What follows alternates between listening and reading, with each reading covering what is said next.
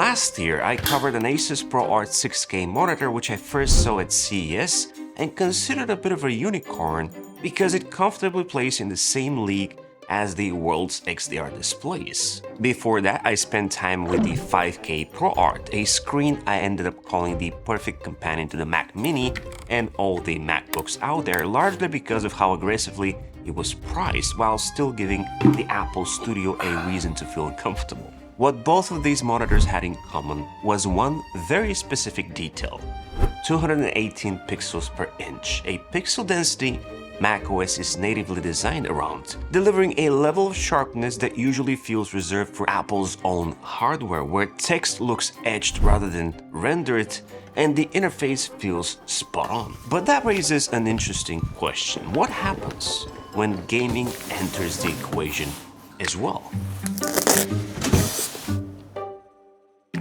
Well, I am thrilled to have the chance to partner with Asus and the ROG team and showcase this, the ROG Strix 5K model number XG27JCG, a 27-inch 5K display that runs at 180Hz out of the box while being able to ramp up to a whopping 330Hz refresh rate, something ROG calls dual mode. This monitor is designed to work flawlessly with the Mac, providing that 218 pixels per inch sweet spot while maintaining an unprecedented productivity smoothness, yet turns into a gaming beast with a flick of a switch. So let's break it down. This is a 27-inch IPS panel with 0.3 milliseconds response time, boasting the old-favorite Retina quality but at 180Hz, which can only be delivered by a compatible graphics card. Think NVIDIA GeForce 50 series or AMD Radeon RX 7600 or above. Upon unboxing it and booting it on my maxed out M3 Max MacBook Pro, macOS couldn't recognize the 180Hz and instead caps it at 165, which, believe me, is more than enough. I'll be sure to include a table you can refer to if you want to see how your Mac will handle it. Anyway, you won't be able to notice the difference between 165 and 180, but you'll definitely notice the Mac behaving better than on a native MacBook Pro Liquid Retina XDR. At the same time, if I flip the switch that ROG calls frame rate boost, macOS successfully switches to 1440p resolution, but this time running at a whopping 330Hz refresh rate. Keep in mind that all this is on a Display HDR 600 certified monitor that supports 97% DCI-P3. Again, I'm talking about 5K, and I'm not sure if you realize this, but the difference between 4K and 5K is staggering. A 4K monitor has a resolution of 3840 by 2160 pixels, or some 8.3 million pixels, while a 5K one like this packs 5120 by 2880 or 14.7 million pixels. That's north of 70% more total pixels than 4K, so no wonder most modern graphics cards can't handle this futuristic panel. The only way that I can show you the difference is by using specialized equipment, as I can't really see the pixels myself, no matter how hard I try. By the way, if you end up enjoying this video, subscribe, because why not? On the other end of the spectrum, the QHD 330Hz mode is clearly tuned for ultra-responsive, fast-paced gameplay, but it's worth noting that both models maintain a swift 0.3 milliseconds response time, keeping motion clean and consistent regardless of how the monitor is being used. There's support for AMD FreeSync Premium and NVIDIA G-Sync, and variable refresh rate compatibility is enabled by default. ROG also includes their Game Plus tools here, things like on-screen crosshairs, timers, and an FPS counter, which can be handy in competitive titles considering they can be toggled instantly. Also, something called ELMB, or Extreme Low Motion Blur, is ROG's way of making fast movement on the screen look clearer and more stable. You see, normally, when objects move quickly, especially in games, the image might look smeared or slightly doubled because each frame lingers on the screen for a fraction too long. But ELMB2 here works by briefly turning the backlight on and off in sync with what's being displayed, so each frame appears for a shorter, more precise moment. Compared to older motion blur reduction technologies, this newer ELMB2 implementation also stays brighter, so you don't have to trade image punch for clarity the way you used to.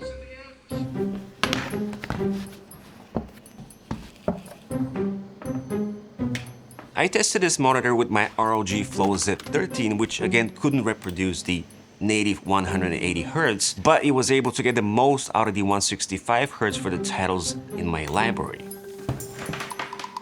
The PlayStation 5 didn't have any issues running at 120Hz, which really showed how vibrant and colorful this picture is. The coating on the panel, by the way, is a nice blend of glossy and matte, with reflections tastefully muted without introducing any visible grain. The blacks are very impressive too, even though we're not talking about OLED here. An important detail here is that this panel comes factory calibrated out of the box, which means what I'm seeing here isn't just good for a gaming monitor, but properly tuned from day one, something that matters if the screen is pulling double duty for creative work.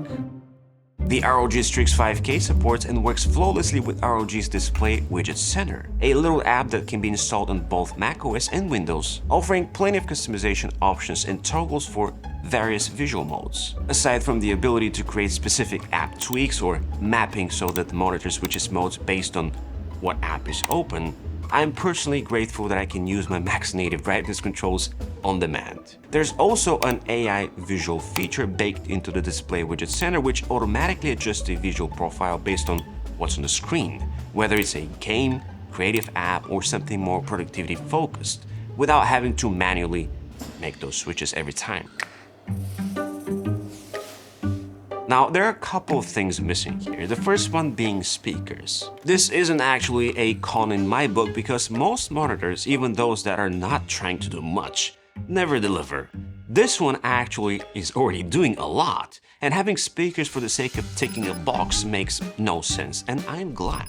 There is a headphone jack on the back though, which is great, and this leads me to the ports. There are two HDMI 2.1 ports, and one DisplayPort 1.4, which is what you use if you want to get the most out of this monitor with the latest graphics cards. Also, there is a USB hub, ideal for peripherals, since this monitor has a built-in KVM switch. Furthermore, there is a USB-C port, but it only delivers 15 watts of power, so it's best to run this baby with a proper dongle for that single cable 165Hz Mac experience and power. The second missing thing here, I thought, was a VESA mount. It is in fact present, but it does require tinkering with some clever hidden mechanisms. So in order to reveal the backplate and the VESA axis, the first thing that you need to do is rotate the stand, and there are a couple of decoration rings which you need a plastic pry tool or something similar to remove. So if you start pulling this apart from one side, it will eventually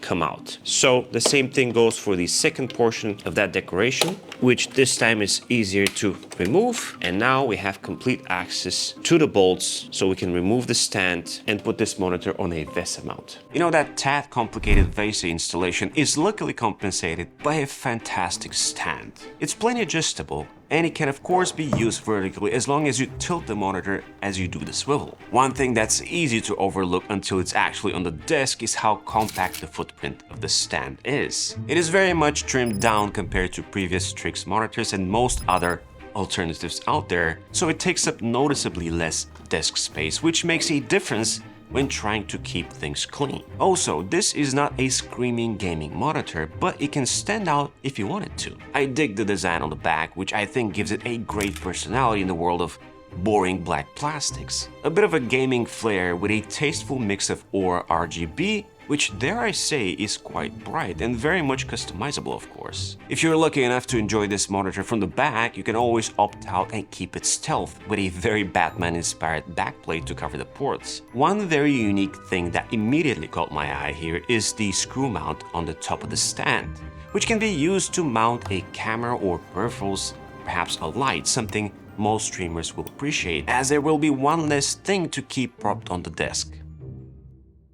I have to be honest, after using this monitor for only a couple of days, I got officially spoiled. At this point, every other display looks dated, slow, and choppy. And I know I've always said that 60 Hz is more than enough for productivity when specifically talking about 5K and 6K resolutions. But now that this is 5K with proper color representations working at this speed, I'll have a hard time going back. From the smallest of things like switching between desktops to working with a pen tool in creative tools, The precision here is noticeable. And then of course, there is the gaming aspect, which is simply incredible. Upon receiving this product sample and setting it up, I was convinced this price here would be at least $1,000, if not more. And I was extremely surprised when I realized that this monitor will be retailed for $750. $750 for a 27-inch 5K panel that can run at either 180 or 330 Hz when switched to 1440p resolution with proper color representation and brightness support,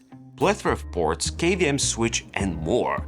It's a definite recommendation. This will be my go-to benchmark for now and the one I will compare most other displays I test down the line against. I'll be sure to link the ROG Strix 5K below, and I'll be happy to answer any questions you might have because I suspect your interest will be piqued as well. In the meantime, be sure to check out both the ProArt monitors I covered not too long ago, the 5K and 6K, which I'll link right here.